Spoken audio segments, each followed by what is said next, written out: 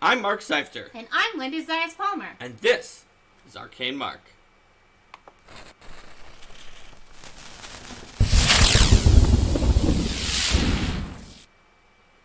Welcome everyone to GM Tools, Accessories, and Ambiance. So, what is Ambiance? Ambiance is sort of a feeling that you have when you're playing an RPG, such as Pathfinder, of the mood, the setting, getting into the adventure, and some of the different elements of it. Oh, thanks for the cheers, Ular Warlord. Preemptive Hell Knight party. So, an ambience includes all of those different things. The mood, the theme, the setting, the feel. And the reason why the episode is Accessories and Ambiance is that one of the main ways that many groups work to build ambience is by using accessories. Whether those are props, music, lighting, any kind of accessory can have an effect on the way that we feel, the way that we experience the game. So let's talk about some of the most common accessories. Perhaps the most common accessory. The most common accessory in the game is a map. Some kind of a map with something that goes onto the map. Is it pawns? Is it miniatures? Is it like pennies? Or even starburst that you eat when that thing dies?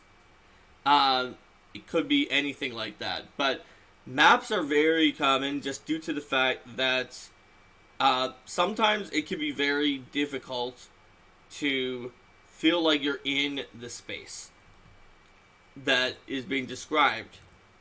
And some GMs have other ways to describe the space as well. Personally, myself, I am one of a minority of people that if you put down an overhead map like you usually would in an RPG or Pathfinder, it pulls me out of the roleplay because I feel like I'm one of those gods in Clash of the Titans looking down on this board and that piece is just my piece. Whereas, for me, it's easier if I have more of a first-person perspective. And some GMs have a style like that. I know when Lynn and I played in a game that Ed Greenwood was running, he used his hands and moved around to show exactly how big rooms were in a way that was extremely skilled and that I could not reproduce. He drew the corners out with his hands, yep. And he'd point to corners and he would describe what was up. He's and that's a barrel of, and he would name the exact ale that was there because it was a Forgotten Realms game or what have you. So, that is also a way to do to get people in the space. But maps are the most common.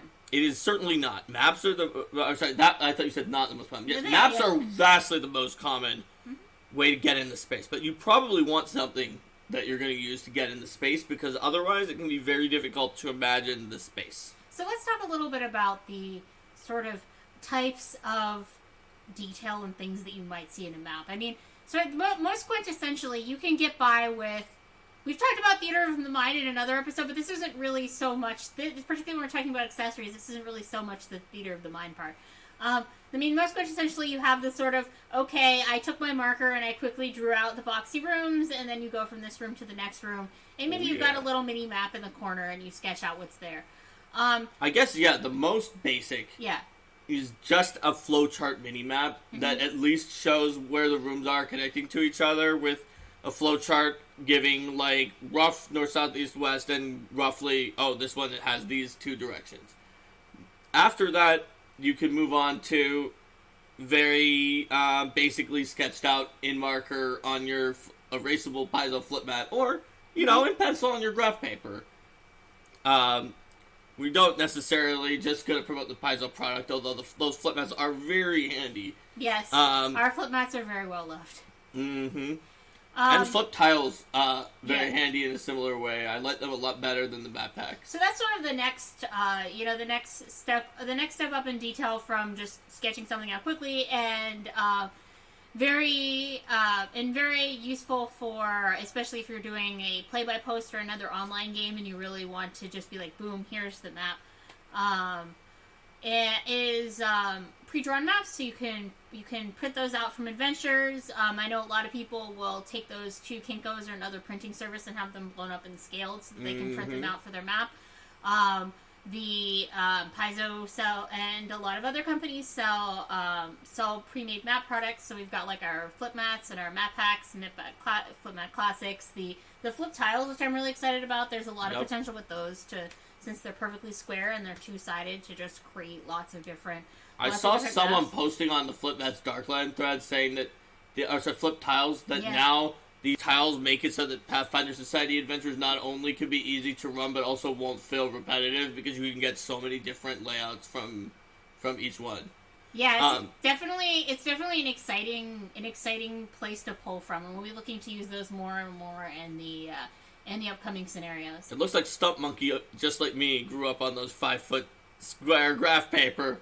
Yes, the paper, and then you get like these big rolls, like we still have some of those big rolls, like wrapping paper, and then you draw on them, and you might punch a hole in them by accident, and then you're like, oh wait, and then I can't really erase it easily, and all that kind of stuff. I much prefer the dry erase or wet erase options personally now, but that it's still fun in a way because using those for maps that you want to keep, like we still have a Darklands here since we were not able to.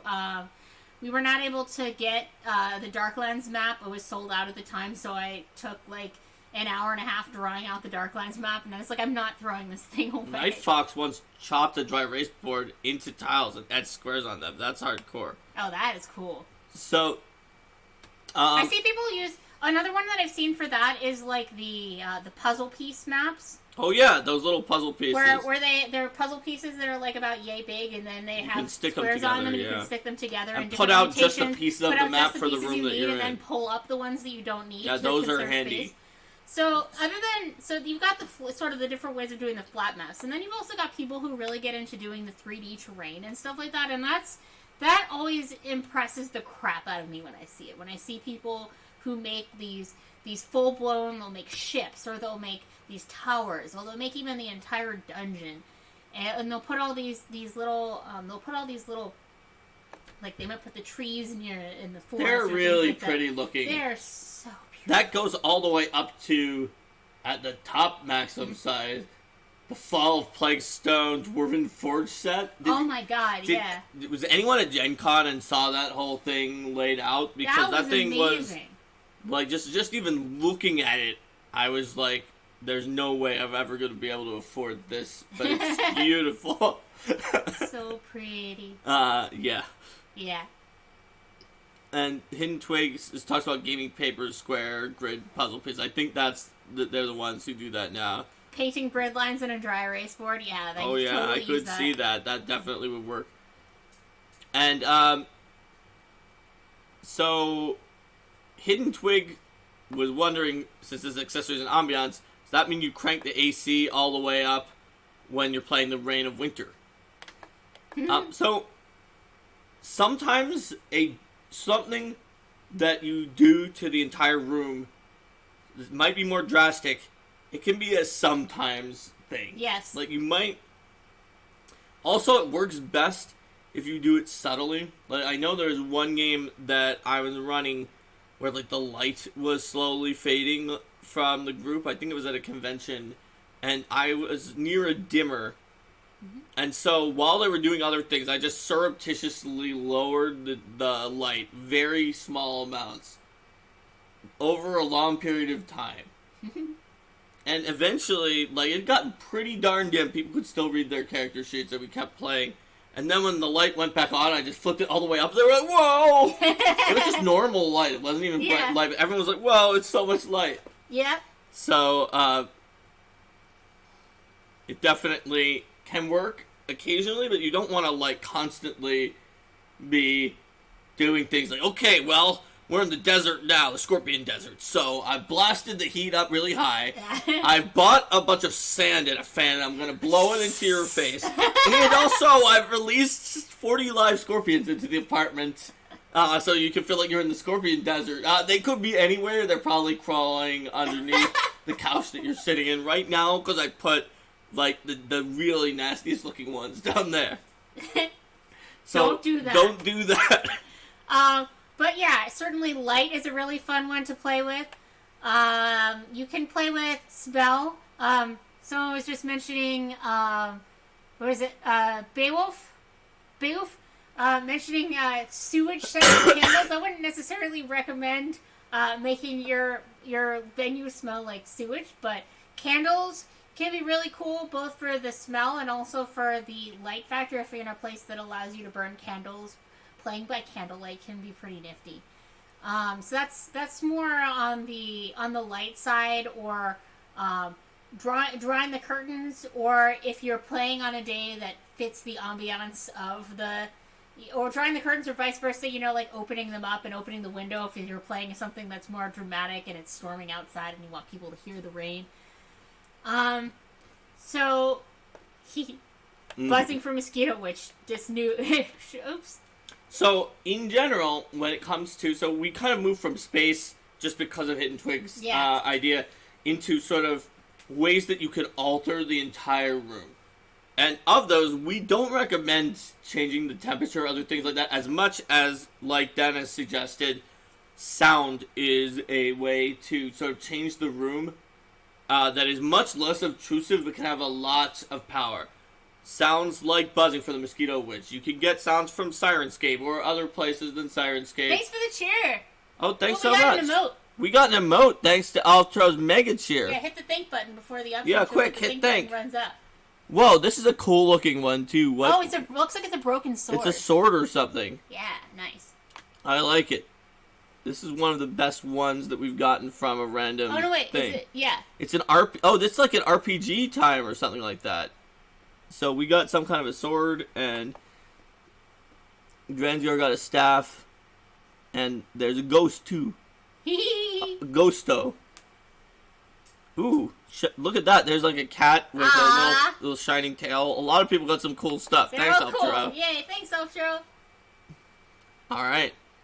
So, so in the same... sound, like buzzing sounds, music, absolutely can set the tone. Some APs have lists of music that are associated with them, and or you can also find that online as well.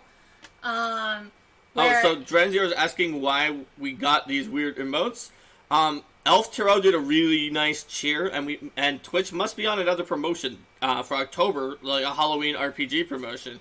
So that means if anyone cheers by enough, like Elf Tarot did, a bunch of people who are here are all going to get a special emote to keep for the rest of Twitch. That's also how Elf Tarot got during the Pride event, those rainbow wings that Elf Tarot uses a lot with the Leshy and the rainbow wings. Oh, Linda, you didn't plug into your battery. That is true. Let me grab that real quick. We actually aren't even plugged into the wired, so we're doing this all wirelessly. Why don't you plug into the wired internet while I grab the plug? I'm just not sure if that's going to cause the computer to decide to change what it's doing and cause us to lose coverage. Let's find out using this next exciting thing. Alright. Yeah, the Pride emotes were very cool. I like these RPG ones too, just because we're an RPG channel. Squirrel appreciated, after all. I'm the one who decided to just answer the question in the middle of Linda trying her best to talk normally about music. So here, Linda, you can definitely continue about music. I will, but my leg just fell asleep. Uh-oh. Hold on a sec. Oh, no. Wake that up first. Don't put pressure on it. Okay. 1 moment, please. 1 moment. Leg waking up. Hey, it's a little lion. That's cute.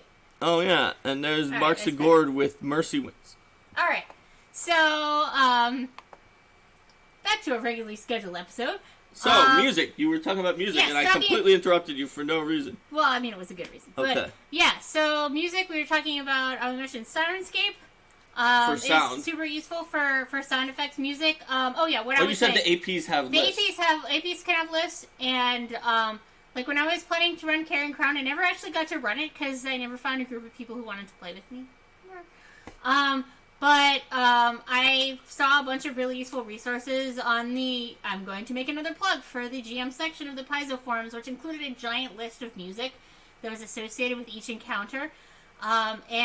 So I'd say looking for musical resources. You can plan in advance for, certain music to fit with each encounter. You can use something like Sirenscape to create awesome ambiance, or you can Or you can just collect things that are more general for particular types of encounters. Like if you want to have a boss music for your campaign.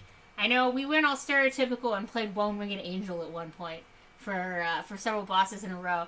Or play like kind of calm, relaxing nature music in the background when the PCs are safe. And There's also that one very iconic, very high level early season Pathfinder Society series of adventures with a guillotine in it. Oh yeah. Where a Calistrian is at the guillotine. So from the Scarlet Pimpernel show tune, there's a song that's like swing, swing, savor the sting. It was so friggin' perfect. Madame Guillotine. Yeah. So we played that song while there were Calistrians at a guillotine because it literally said savor the sting and guillotine. So music can definitely help get the ambiance. Usually not ones with words like that one. It was just too perfect. Mm-hmm. But there are a lot of great mood music, especially for something creepy. Almost any TV show or movie you've seen that's creepy uses music and sound effects to build into that, and that is a very good way to build that style of ambiance. So yeah, I'd say the creepy moments, the triumphant moments are the ones that or the like big challenges are the ones that we've tended to use music more often for to get into the hype of things. So we talked a bit about visuals in terms of the physical map and the representation of the space. Yes. We talked about Possible Cabbage says spooky sound compilations are going to be in deep discount soon. After Halloween. Yes, certainly. I imagine that would be the case. So that's some of the basics about that particular aspect of the visuals and the sound. But there's a lot of other visual things you can do. I saw someone here mentioning having some kind of an object. I think it was a doll of some kind to represent things. It went by a little fast. But you can certainly have dolls or props to help represent the end. He also said that was an accidental copy paste that he didn't mean to paste here, but it absolutely is a accessory that was being used for the game. Yeah, I know that I, for example, have used props whenever I have a fair number of NPCs to help distinguish them, like a fan for a lady who's fanning herself while she's speaking, or things like that, where you can have a prop that you're holding to show which NPC you're representing. Or Elf throw metal rune amulets to give to people to remember who was wearing a Sahedron amulet. Oh, that's awesome. Oh, did you see the Sahedron amulets that medallions that campaign coins made that are actually the Sahedron medallion? Those are freaking amazing. Oh, it was from earlier with the accidental copy paste. Oh, those are the ones. Yeah. Oh, those. Yeah. It's not just any rune amulets. It's the real ones on the Paizo store from Campaign Coins. Yeah, our friends at Campaign Coins, who are also the ones who made the Hero Point tokens. And the faction pins as well. And the faction pins. They really make some cool stuff. Oh, that's so cool. One of your locals is Dennis has a local who's a sculptor for Reaper, who has a little pot of the clay at the table and quickly sculpts figures, whatever the PCs are encountering. Wow. Having a professional miniature sculptor at your table, that's amazing. That's hardcore. I don't know, I just can't imagine myself being able to sculpt the thing that someone's facing in enough time that it was like, alright guys, 30-minute break, I'm going to sculpt the thing that we're facing. Yeah, my goodness. Well, I mean, a lot of people And then it would just look like a stick figure. Well, I mean, a lot of people have different preferences for what they want to do for the miniatures, whether they want them to be, more realistic or what. Like, I've seen, I was actually at a game of Hillary Moon Murphy's game where she had printouts of Order of the Stick characters, and those were on all the pawns, and it really helped set the tone for a lighthearted game. So you can also, that made me think about how you can use the realism and the tone of the art that you select to represent things to help set the tone of how you're presenting the characters, whether that's in their representations on the map or even in the art that you select to show them to people. And Sebastian talks about creating pawns out of the art from organized play scenarios in order to put them onto the stands, so that it's like, wow, it's that character from the scenario. That seems like it could definitely be helpful. Yeah. And some players use Legos for their minis in the Hidden Twigs group. Yeah, whatever works.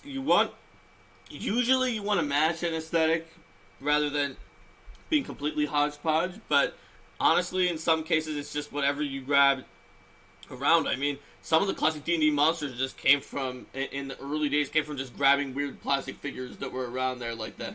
The Rust Monster, I think, famously was just in some kind of set of little plastic toys. I think that what I do a lot of times is I'll pick, if I have a big group of monsters, I'll have one mini that represents that monster really well, and then some others that look kind of similar but different enough that I can quickly tell them apart.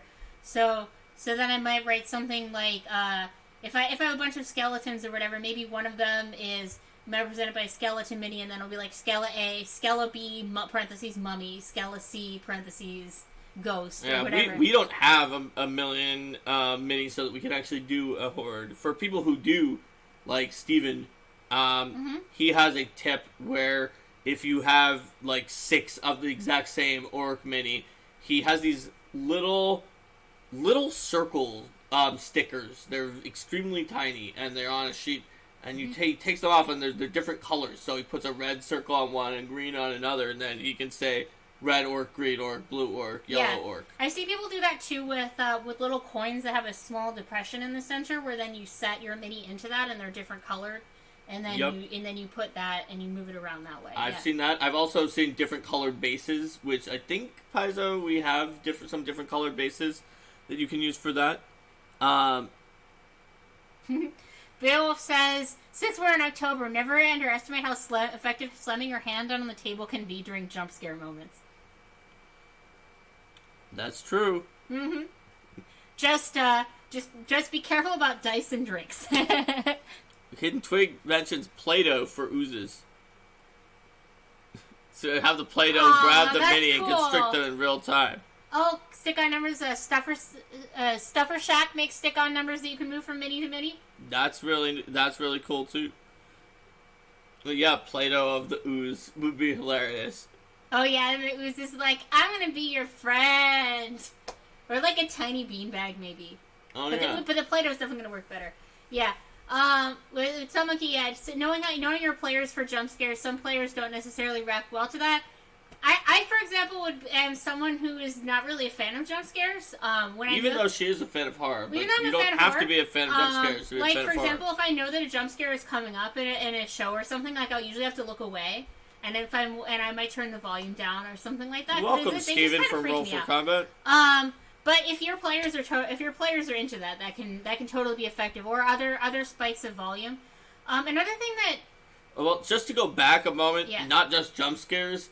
If you're going to try to build a certain kind of ambiance in your game, and the ambiance is out of the ordinary, like horror or even romance or whatever the ambiance is, make sure everybody knows that you're doing that and that they've all bought on to the idea that that is the ambiance of the game and they think that that is awesome. Yeah. Because if they don't, you could wind up in a pretty big problem where you're scaring the crap out of your players who do not want to be scared and are just legitimately mad at you. Like the person who hypothetically bought the scorpions and released them in their house for the Scorpion Desert.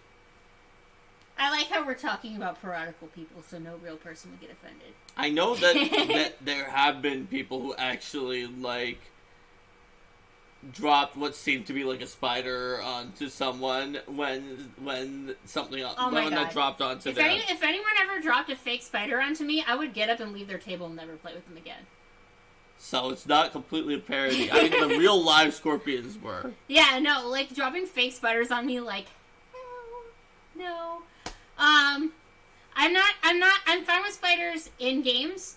I just like the idea of having insects touching me or being on me, like, really freaks me out. I get nightmares. Steven says, so fake spider you'll quit, but real spider's okay. Oh no, real spiders are not okay.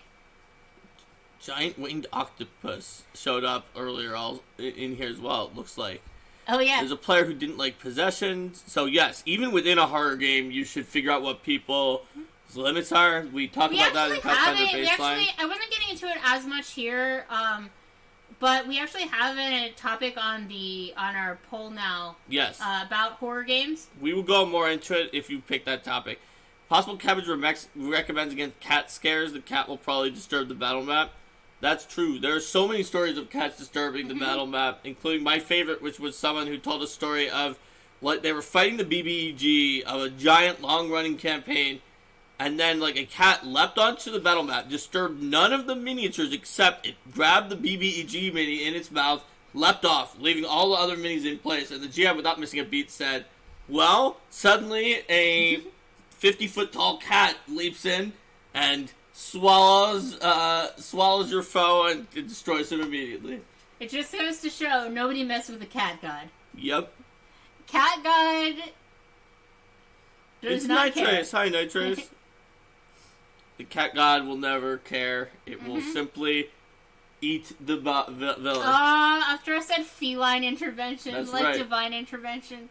That cat just never realized that sometimes it has to share the spotlight. This, like, kind of makes me want to start something where, like, if people make good jokes, they get bonus XP or something. Ha! That's funny. Oh my Speaking God. of which, let's give some XP right now. To people who are here. Yeah. Yay, XP. Good for you. You came in time to get some XP. XP. Here we go. Adding experience points. Everybody just got some XP. Yay. You sure did. All right. Ignore that thing. Go back there. Sweet. There we go. So, in terms of accessories, I think we've covered a lot of ones that are spatial. We've covered some of the ambiance builders like light and sounds, but there's still actually a lot of accessories we haven't covered. Yeah, we haven't talked as much about, like, pictures or depictions of characters. Whether those be images that people bring for their characters. Sometimes people have art commissioned, or they find a picture online that looks like their character, and they print that out and they bring it to the game. And also the like the nameplates that people do, where they write their name and their character's name and set that in front of themselves. That's a pretty easy one. Just folding a sheet of paper. Because people often forget your name, especially in Pathfinder Society, or I mean all orc play, not just it's like Starfinder Society. They always remember.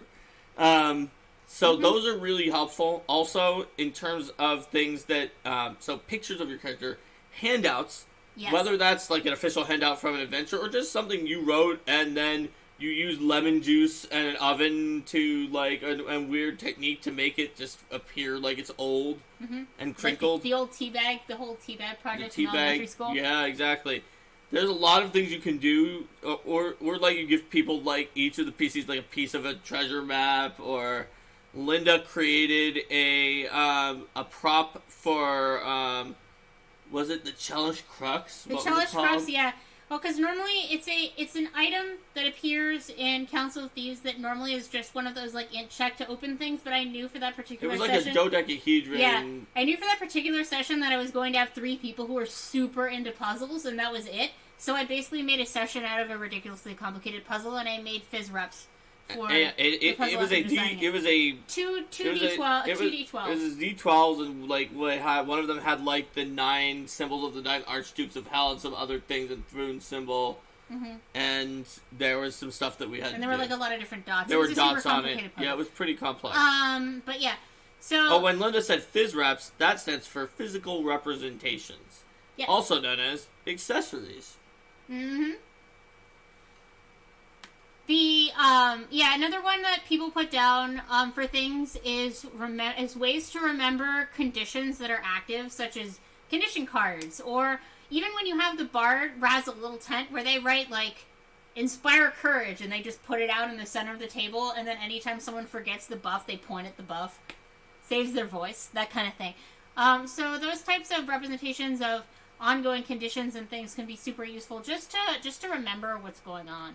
Yep. And Sebastian recommends visual representation not just for your PCs, but for the NPCs. Even if an adventure that is pre-published doesn't have pictures, if you create them or find some, can help people remember them. Absolutely. I have one shot that I run at PaizoCon a lot of times that has a ton of different NPCs, and I had a little picture for each one. And that was very, very helpful. I like how you wanted various NPCs to seem potentially nefarious, so you picked like super nefarious characters from Game of Thrones or other shows, And then people were like, oh, they're definitely nefarious. Yeah, nobody wanted to trust the person who was whatever that guy was. I don't really know Game of Thrones very well, but I knew he was untrustworthy. I think you used, like, Joffrey as one of them. No, I didn't. Oh, you didn't use Joffrey? No, I didn't. It was the guy who I only know, like, who he manipulated to murder and not his actual name. I don't know. Neither of us has actually seen Game of Thrones. So. Yeah, but I know I read the first book, and he's the one who was in love with the one person, so got all the manipulations, so the one guy who died.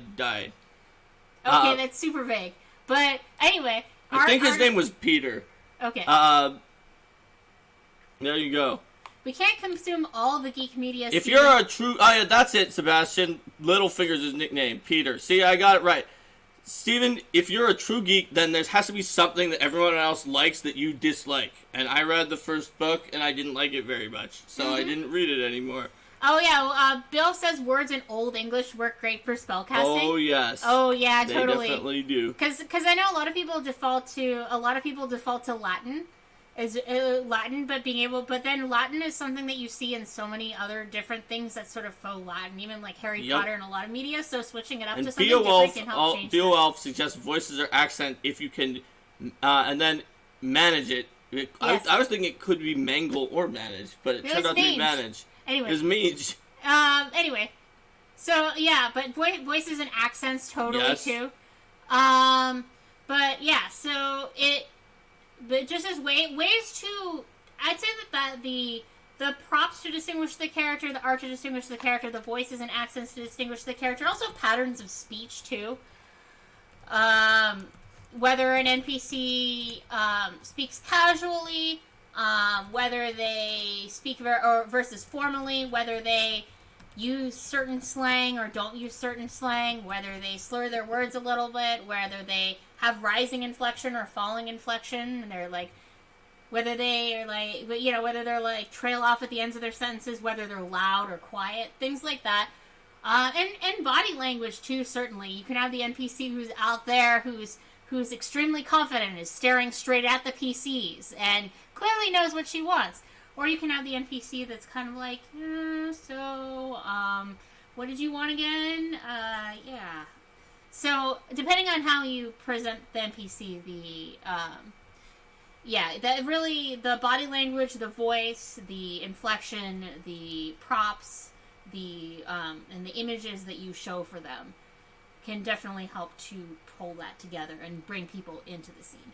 Yeah. Also, Beowulf and Stump Monkey are talking about Chaucer and other things as regards to Old English. Mm-hmm. Honestly, when Beowulf gave the suggestion of quote Old English, there's something that is quote Old English. There's not actually Old English. That is what most people think of.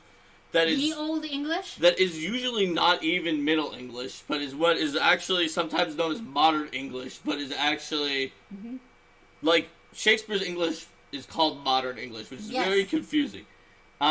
Middle English is already very weird looking, and Old English you can't read it if you're reading it as someone who only speaks current English. You need to have some help or something else, because it is very Germanic. Zathos is exactly correct. Having read some things in Middle English and seen some things in Old English that I absolutely could not read without a translation. Sebastian says always blame the Germans. Only Sebastian could say that. Only Sebastian could say that because he's a German. He is the German. We're not blaming you, Sebastian, for our ignorance. Yes, and I'll try to talk about the same thing with Old French. Wait, we guarded in Gerdigum. It's got like the... That's a thorn. I know, it's got the th for Thor. Yeah. So is that Theod Simigag Thrim Gefrunan who...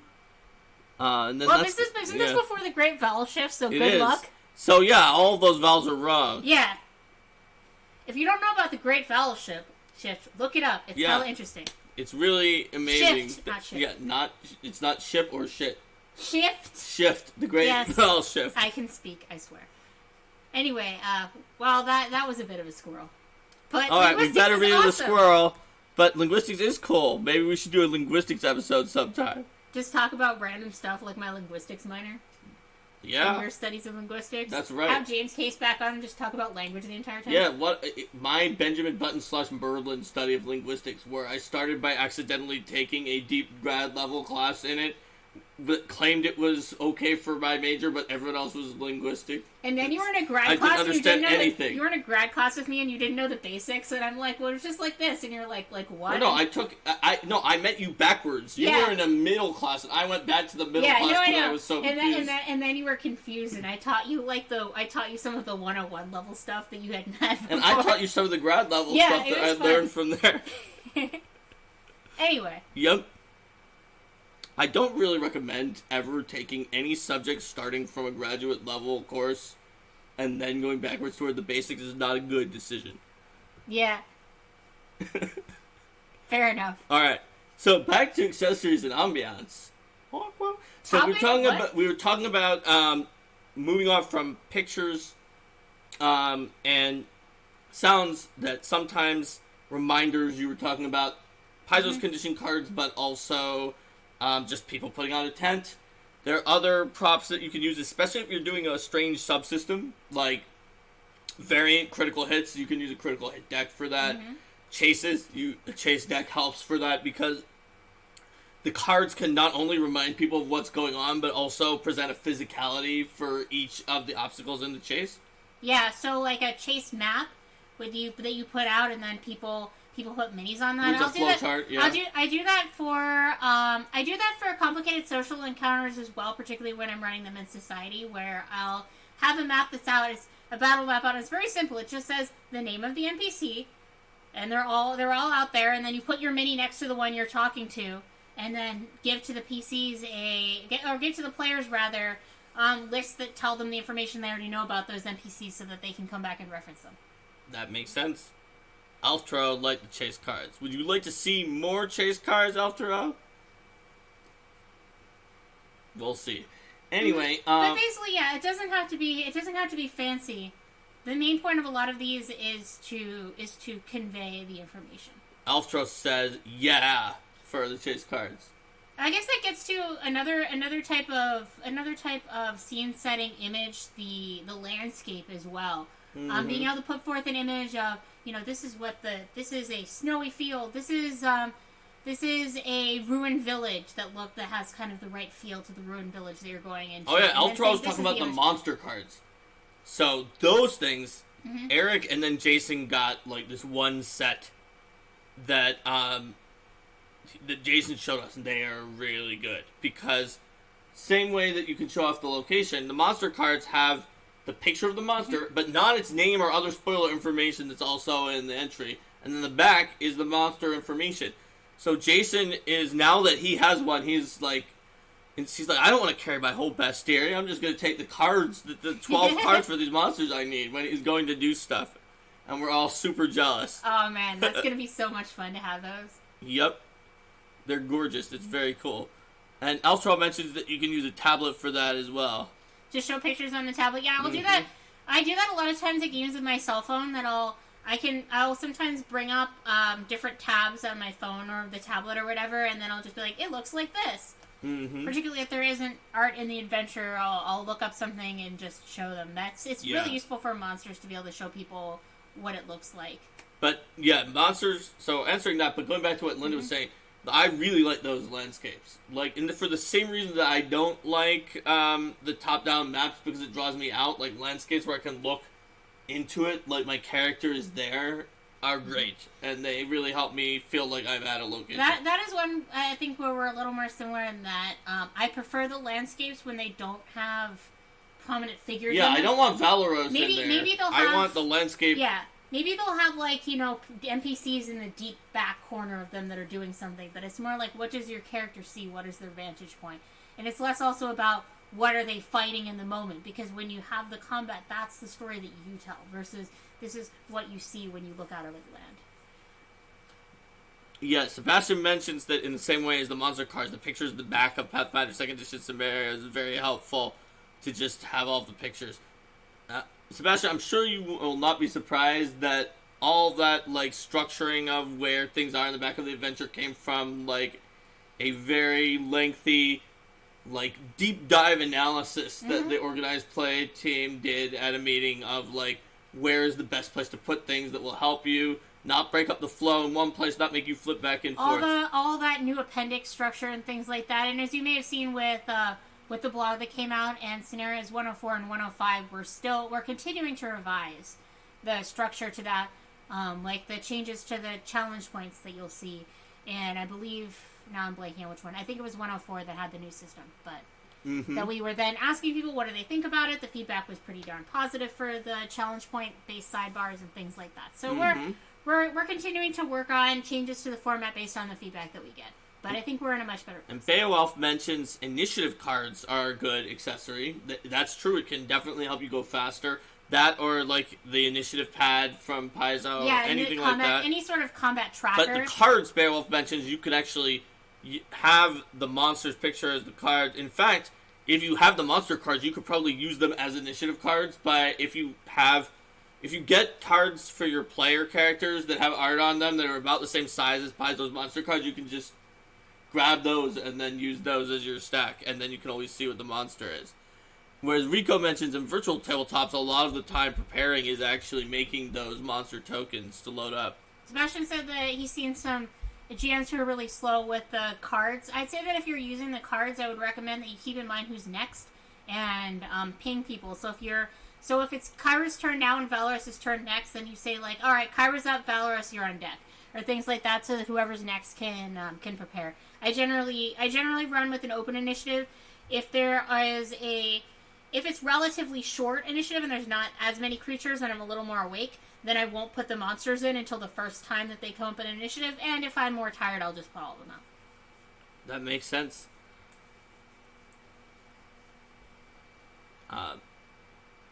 Sebastian says the good maps, handouts, tokens, and music can make or break an online table. I think that's true. When you're running an online game, getting ambiance is harder. You have to work that much harder just to even get the ambiance that a bunch of people in a room who aren't even using some of those accessories might just baseline have. Because there's certain things that you can convey in a room with someone through your voice, through your body positioning, through your acting, through standing up at the table to increase the energy, or through pacing around, or doing other things.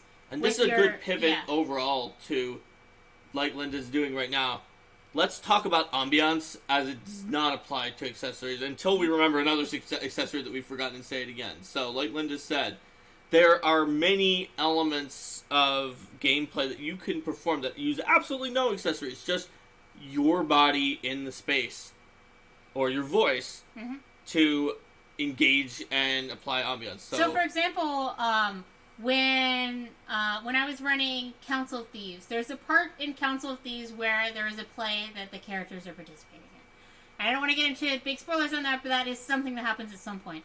And so what we did for that is we were all in a room, and we set it up so that whoever was speaking would stand up on a chair to show that that was the role. And in the beginning, like, one of the players was pretty skeptical about this whole let's read these things out. He was kind of scoffing at it. He was like, do we have to do that? But he really got into it. It's like, if you don't want to, I can read your lines, or you can just read a few and see what you think. And by the end, we were all having a really great time with standing up and having everyone project their lines. He really liked his character in the play, too. As people talking about, we were not using rolling chairs. Do not stand on rolling chairs. Do not stand on chairs that have piles of books on them. Please be safe in your gaming. Yes, yes. We've had several people now included talk about the player distraction factor. So Mark, you're GMing, and I'm going to pretend that this is my tablet. No tablet. So what do you do if you are trying to create a mood in the game and your players are distracted? And they're playing games. And they're not paying attention to where their initiative is or what they're supposed to be doing. Well, they're dealing with distracted players, and honestly, social contract and handling the way the interaction between different players, which includes the GM, who is one of the players, is its own entire topic that we should not get too into here. But you honestly just should have a talk with them and say something like, figure out what they want. Like, if they just want to be on their tablet and they don't want to be in this game, maybe they shouldn't be in the game. If they want to be in the game, sort of, for social reasons, but don't want to participate very much, because maybe there's another reason behind why they don't want to participate very much. There are actually players who are sort of lurkers, is the name of one of the styles of it, where they just sort of are in the periphery, not doing much, but they just like a very low-key social engagement, and maybe that's the right thing for them. Maybe even if you took away their tablet, that's all they were going to do. So, you have to find out what's right. There's no correct answer to dealing with that, because it can arise from numerous different reasons, and I think we should have our own topic before we solve it. Fair enough, but I guess suffice it to say, making sure that you're communicating openly about distractions, because it is true that distractions very much, distractions can very much decrease the intensity of the ambiance, but also, if you have a game that has really intense ambiance, that has a lot of emotional charge to it one way or the other, then players are going to need the mental break from that from time to time. And I know for me, certainly, I need breaks. Alex, it sounds like it's pretty similar to me. If I'm playing a game, he's saying he's playing a game, there's something that makes him anxious, or is really long, he needs a brain break, so he needs to pull out his phone to get a brain break. I certainly need that sometimes too, if it's, like if there's a combat that's dragging, or I'm getting frustrated, or if there's something else that's going on, and I feel like my character might die, and I'm kind of like, about that or whatever, then I will sometimes pull out something else. And I'm still paying enough attention to the game that I can jump back in, but I'm not 100% in that emotional moment.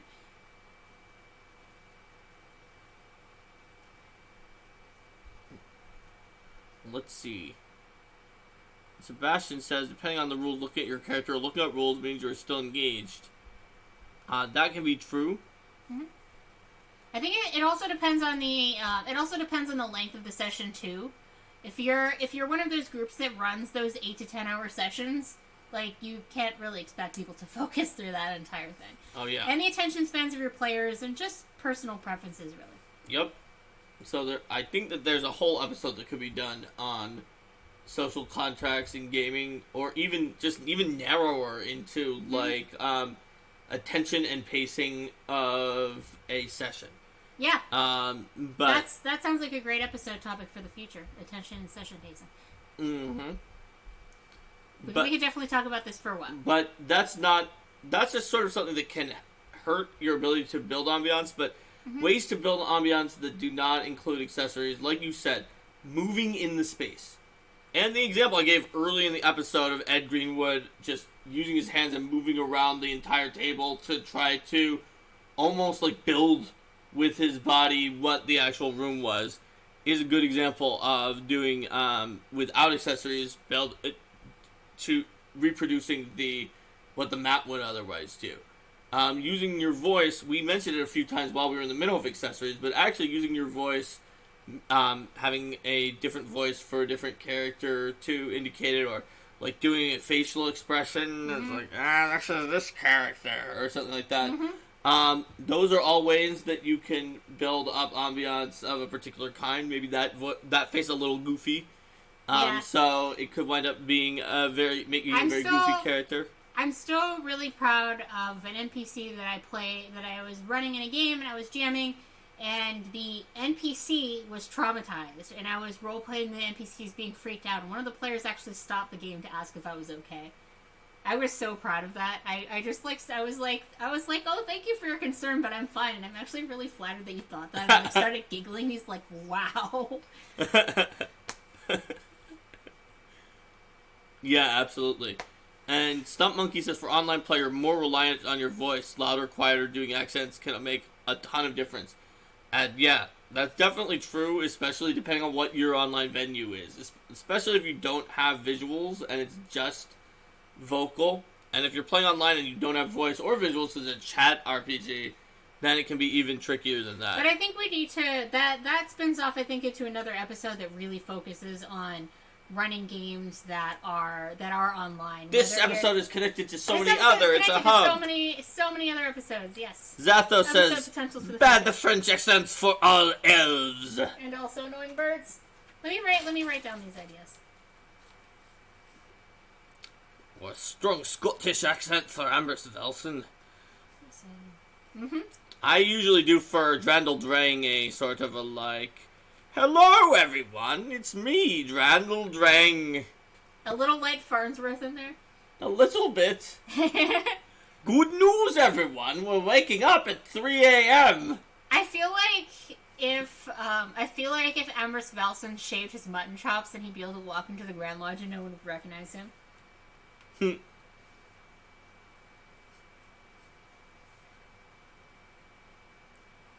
Let's see. An episode topic about coming up with other episodes. There's a lot of difference between your GM giving 50% and giving it their all. Building and maintaining atmosphere takes a lot of prep before and during the game, says Sebastian. Oh, Steven wants to hear your gnome accent. Wants to hear what? Your gnome. I don't know if you have a specific I accent. don't have for just gnomes, one really. gnome accent. There are lots of different gnomes. All right, pretend that you're all right. You've got Popo from the one with the giant beard and stuff like that. You told me about Popo, but I haven't actually read that adventure. Oh. Much as it's tormented you. Yes, in my early days as a baby developer. But let's see. I could do a one. Like, let's see. Hello, it's me. I'm a gnome. Gnomes are very friendly. We all like gnomes.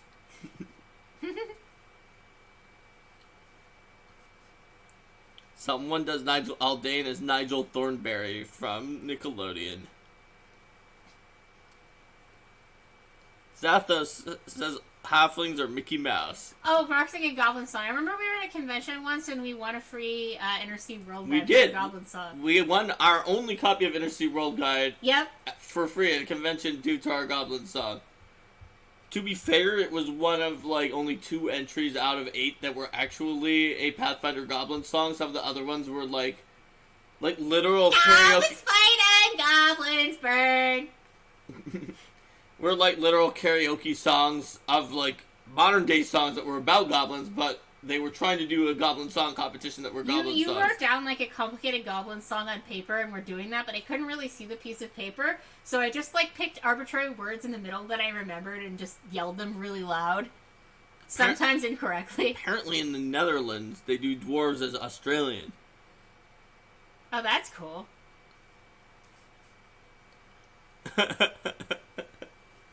They got me to do a goblin song. Why don't you do a little bit of goblin song? You just have to sing badly about goblins. Let's see.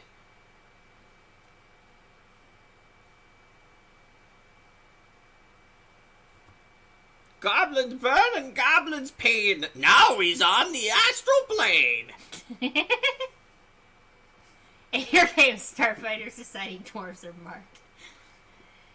I'm curious to hear your Mark voice. Yeah, I'm not sure how all of your Starfighter Society dwarves are marked, but sure.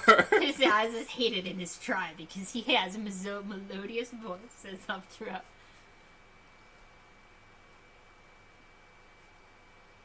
We have sated Alex's desire for voices.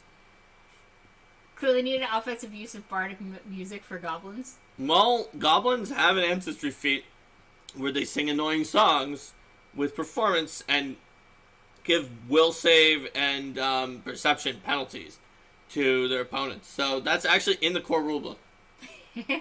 Annoying song codified into the rules. Yes, the annoying song is in the rules that you can do it. So I will say, if you're doing an annoying voice, do it with moderation because your players may actually eventually legit get annoyed with you.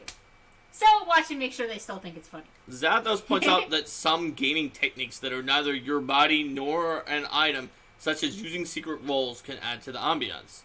It's absolutely true. Yes. Depending on your group, while most players tend to find, whether they like this or not is a different story, that they're drawn out of their characters and into massive metagame mode if they are rolling something themselves and they see that it's bad. You will often see this on, I search, I roll 1, I search again. Mm-hmm. Or just anything like that. It's like, I roll knowledge, I rolled badly, it's probably wrong. Or like when the players figure out what the AC is and they're like, wait a minute, okay, that's a 22, so that hits. That can at least speed up combat, but yes. But using secret roles really helps a lot of people, myself included, try and not have to worry about metagaming or double reverse metagaming, where it's like, well, now I can't do this because then I'd be metagaming. Talked about that. That is itself metagaming. GM so tools. We secrets, sure did. That was just you and I was in chat because I was sick that day. That's right. Yeah. So it can be very helpful, and it can also build ambiance because they don't know for sure. What about descriptions too? How you describe combat. I mean, there's a huge difference between the enemy has 12 hit points left and describing, the skeleton having fractured bones and quivering as it moves and splinters going everywhere or its tongue blackens. Yeah, exactly. But in terms of how you describe things too, keeping in mind that players have different levels of gore and violence that they're going to be comfortable with in terms of the game. There's a certain sense in the Pathfinder baseline of avoiding excessive descriptions unless that's what your group wants to get into. But you can calibrate that for your group too. And I know some groups, particularly if you have young players in them, going with the cartoonish descriptions as well can work well. But really, the way you describe the battle and the extent to which you pull in the emotions of the combatants can have a huge difference. If you're showing the opponents as being scared of the PCs, or you're showing the opponents as, perhaps being more and more determined to take the PCs down as they continue in the fight, or the opponents sobbing as they fight. Yeah, exactly. That makes a huge difference in how the players relate to what they're fighting. That's right. So it's not just describing, as people often say, use all five senses, but also, if you want to evoke emotion, just like the old thing on in a TV show or a play or movie where it's like you could just say this thing is true, but watching how another character reacts to it makes it feel more true. And similarly, to get people to feel a certain way about their PCs, seeing how other characters react to them emotionally can draw them more emotionally into the game. Particularly when you're giving them opportunities for their characters to feel like the way they want their characters to be. Yes, so, if their character is super friendly to everyone and then the NPCs are just sobbing in response to them, that might not be good. No, you want, obviously things aren't always going to go for the PCs, but if you have a player who clearly wants their character to be a big hero, showing NPCs looking up to them and admiring them and coming to them for advice. If you have a PC who wants to be admired for their stealthing skill, or even like a PC who wants to be feared because they're a master thief and people are PC who is admired for their stealthing skills, no one comes up to them to ask them for advice because they can't find them. They can't find them, so exactly, right? And BOF has a great example of descriptions, letting players describe the kill that they get. That's a super useful one in terms of all right, so how do you get, it's like, they're dead. How do you kill them? Yep. Absolutely. That's Beowulf's example is a good example of the fact that as the GM, and let's be honest, probably most of the people listening to GM Tools are GMs, you are not the only player who's responsible for the ambiance at the table, and the more that you can, like that example, bring the other players in and let them help build the ambiance too, the more that they are likely to buy into the ambiance and be less likely to just be on their tablet the entire time. Mm-hmm. And the more that the players get into the role play of things, and again, groups are different. Some groups really like getting into the role play. Some players really like getting into the role play, and some of them aren't as comfortable with it. But when you do have that group that really gets into the role play and portraying their characters' emotional responses to things, then that has such a powerful impact on the story and the feel of the game as well. Sure does.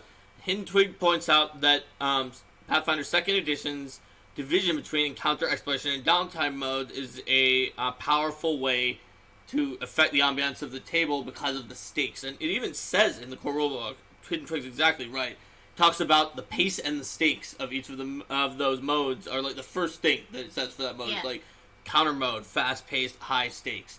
Mm-hmm. And so by shifting your modes, that's one of the big points of the mode. Obviously, people play Pathfinder 1st Edition, you can run through what is the equivalent of exploration mode without an explicit mode for it. You can just ask people what they're doing. But by codifying it out, it lets you more seamlessly create the pace and stakes that you're looking for, and therefore the ambiance.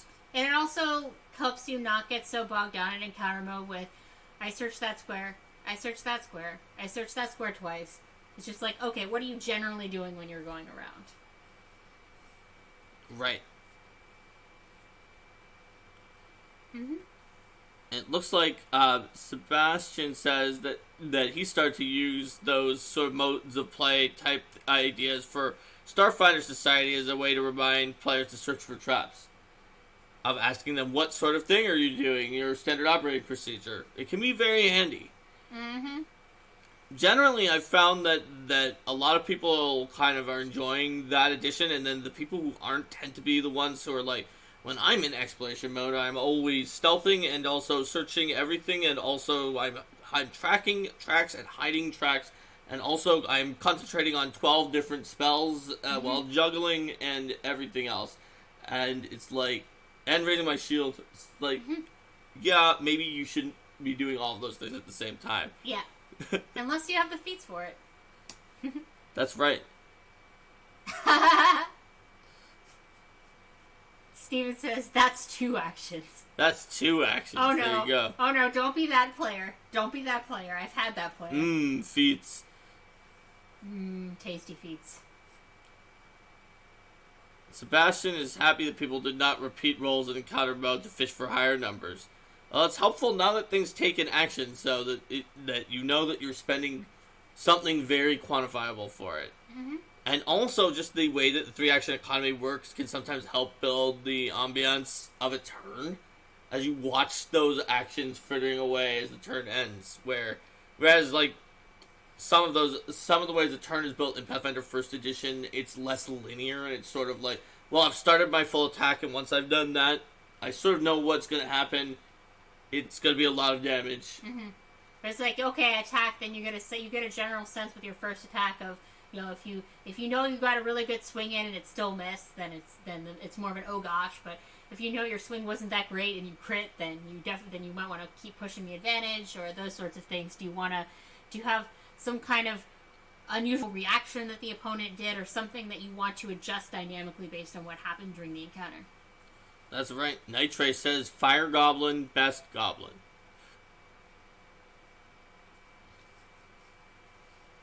Fumbus agrees. Yep. And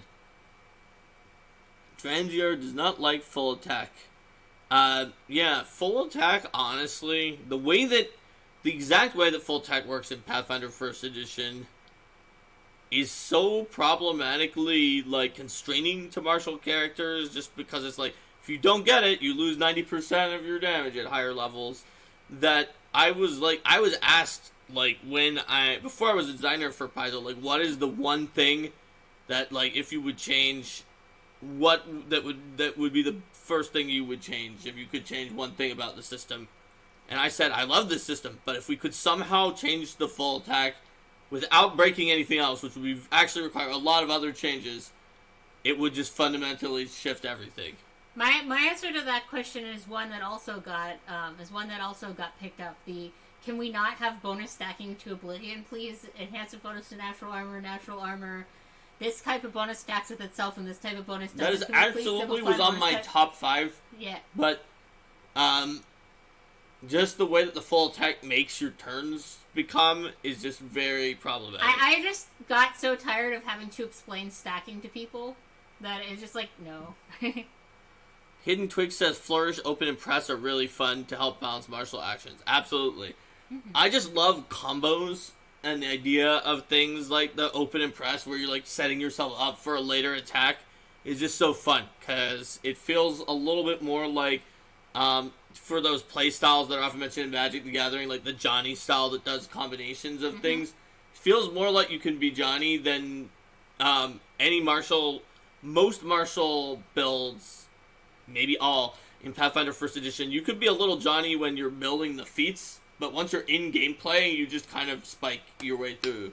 When it comes to Aid Another, Dennis, yeah, Aid Another stacking not being around as much anymore, it makes a fundamental difference in how you balance encounters. It's really challenging to balance encounters in an organized play setting. For First Edition, when you know that the difference between the difference in table expectations and dynamics is expected to swing the result by, like, 6. Whether you have a table that all wants to do the aids and they have a lot of people who are good at it. So then, if you balance it for what you expect to be the more typical table where they don't have as many aids, then it's not really a fair DC if you have a table that all works together. But if you balance it on the other end, then it's not going to be fair in the sense that it's going to be too difficult. So for the table that doesn't, they're all like, this is my character. Why would I help you? Or just the people who I wouldn't necessarily consider it selfishness. It's an expectation of table dynamic. It's whether people think about another. It's whether a lot of people have that skill at the table. It's whether, you know, people are thinking of it as, I'm going to try now, I'm going to try, and things like that. Or they might just not have the skill. Yeah. And you can never guess. It's like, yeah, we thought everyone would have perception, but actually no one except one person had it. Let's see. Yeah, the approach of letting everyone roll in the highest roll and count the others as aids was a really interesting one. It's one that people enjoy because you never feel like you're losing out, but it's also one that mathematically turns the roll like into something ridiculously higher than you might expect it should be. Yeah, like a level 1-2, like appropriate level 1-2 DCs being like 26. Yeah, for like a first level character, it's like, yeah, you should make it be DC 26 because everyone gets to roll and then everyone else aids. If you're scaling whatever, No, if you wanted to get into math, you could see all the spreadsheets I generated to determine the optimal scaling rate based on expectations and like what would be the expected bonus of people at a certain level and yada yada yada, so that I could figure out the math for retooling those and some scenarios, and then after that just use the same math or the same numbers. So I did not want to go back and do that all again, but it was fun, but it took a while. Yep. Absolutely. And you can definitely break the ambiance with something like Hidden Twig was talking about, where people are like, what are your bonus? Oh, mine is higher. I should roll instead of you. Or things like that. So, like, excuse me, I have a plus 11 diplomacy. Well, I have a plus 10 diplomacy. Well, I was kind of talking to them more. Yep.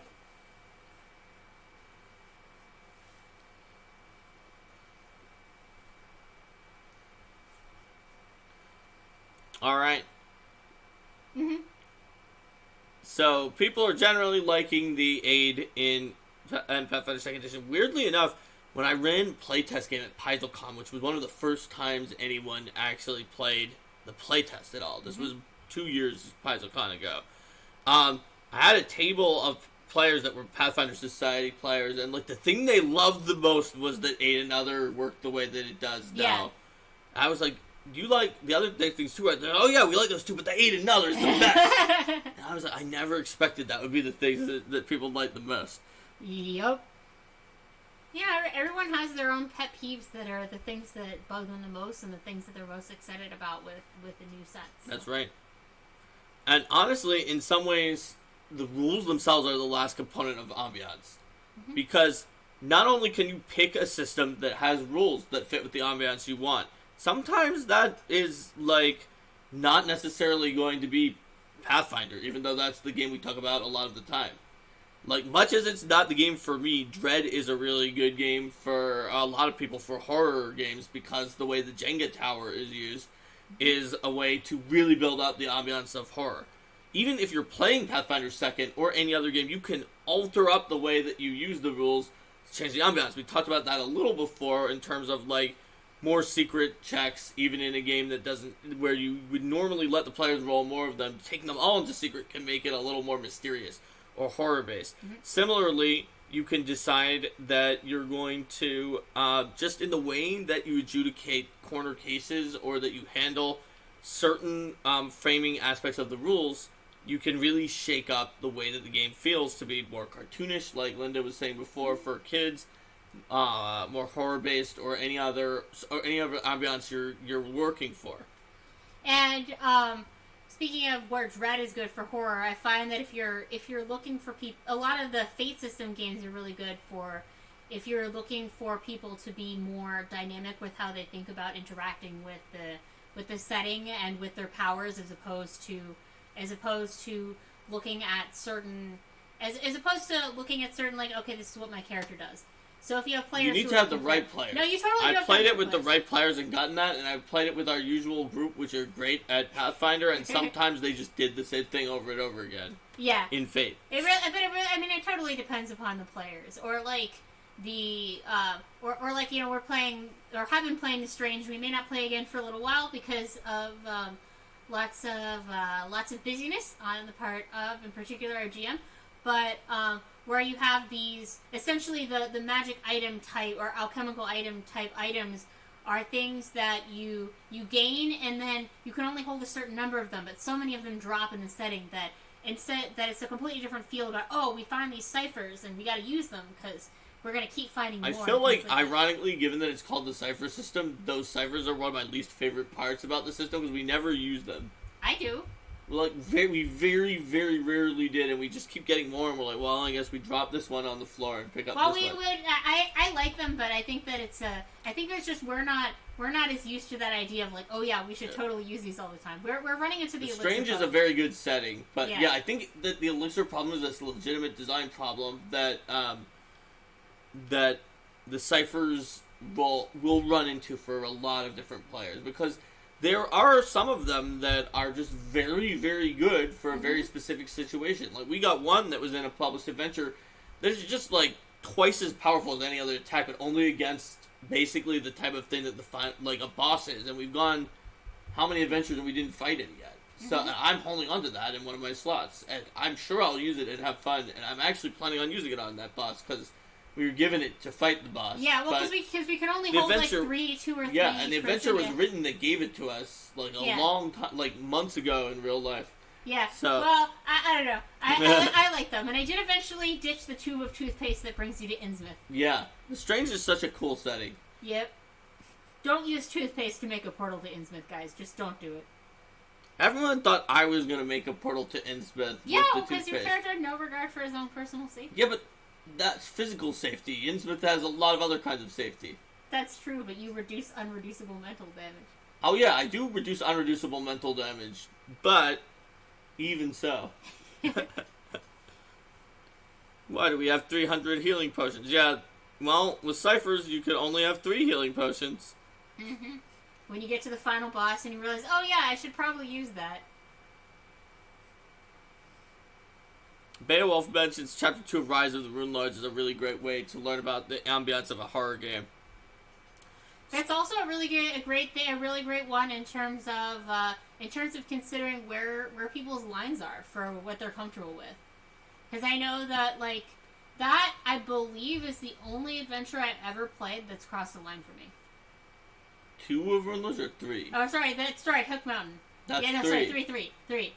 Oh yeah, no, 2. That makes more sense now. It's like that was 2 is the Skinsaw Murder. Yeah. Okay, yeah, no 2. Okay, we're talking about 2. That's right. Actual names, not numbers. That's right.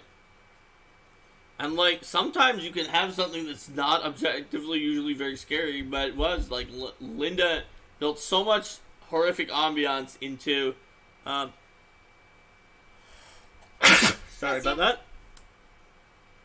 Into her first session of Council of Thieves, which was just a random sewer walk, dungeon crawl, but because she herself was very nervous about running her first game. It was my first ever game, and we were having issues. Because I didn't really know what I was doing, and there were some things in the intro of Council of Thieves that I didn't really know how to work with. But that's an example of players helping, too, because Mark was playing a playtest summoner, and he was connected to his Eidolon, and so all these scratches kept appearing. No one knew I had an Eidolon. It was following us from quite a distance. Yeah. But Linda was rolling random encounters that it got into, and it obviously couldn't beat them by itself. Oh, yeah. So I was taking these wounds, and claw marks just appeared over me, and the clerics were healing me.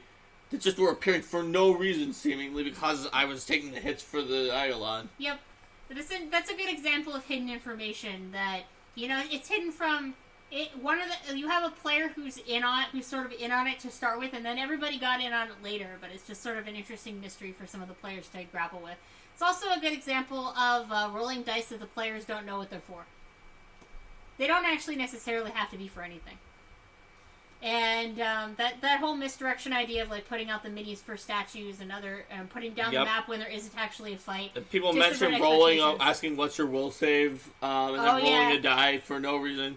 Oh yeah, totally. Mm-hmm. Absolutely.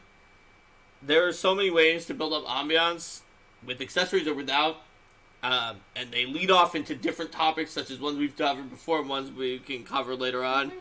But I think we've done a pretty good overview of it. Yeah.